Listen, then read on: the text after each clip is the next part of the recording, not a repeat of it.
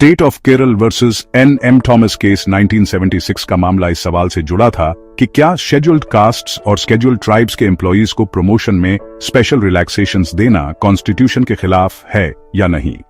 केरल सरकार ने रूल बनाया था कि एससी और एसटी एम्प्लॉइज को डिपार्टमेंटल एग्जाम पास करने के लिए एक्स्ट्रा चांसेस और एज रिलैक्सेशन मिलेगा। जनरल कैटेगरी के कुछ एम्प्लॉइज ने इसका विरोध किया और कहा कि यह उनके साथ इनइक्वालिटी है और कॉन्स्टिट्यूशन के आर्टिकल 16 जो equal opportunity in public employment की बात करता है उसका उल्लंघन है। मामला सुप्रीम कोर्ट तक गया। सुप्रीम कोर्ट ने अपने रीजनिंग में कहा कि आर्टिकल 16 क्लॉज 1 सभी को इक्वालिटी ऑफ अपॉर्चुनिटी देता है, लेकिन इक्वालिटी का मतलब यह नहीं कि हर व्यक्ति को बिल्कुल सेम स्टार्टिंग लाइन पर खड़ा कर दिया जाए। सोसाइटी में हिस्टोरिकली बैकवर्ड कम्युनिटीज रिसोर्सेज और एजुकेशन की कमी के कारण पीछे रह गई हैं। अगर उनके लिए स्पेशल प्रोविजंस नहीं बनाए जाएंगे तो वो कभी भी रियल इक्वालिटी अचीव नहीं कर पाएंगे।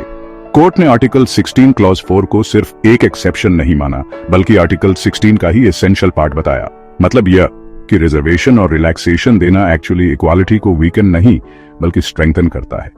जजमेंट में कोर्ट ने साफ कहा कि SC/ST एम्प्लॉइज को प्रमोशन में रिलैक्सेशंस और कंसेशंस देना कॉन्स्टिट्यूशनल है।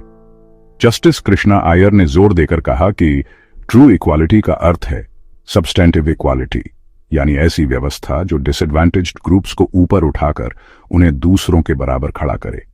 इस जजमेंट की सबसे बड़ी इंपॉर्टेंस यह थी कि इसने रिजर्वेशन को कॉन्स्टिट्यूशन की इक्वालिटी प्रिंसिपल का हिस्सा माना, न कि सिर्फ एक टेम्पररी पॉलिटिकल मेजर। इस केस ने बाद के लैंडमार्क केसेस जैसे इंदिरा साहनी मंडल कमीशन केस 1992 के लिए मजबूत फाउंडेशन तैयार किया।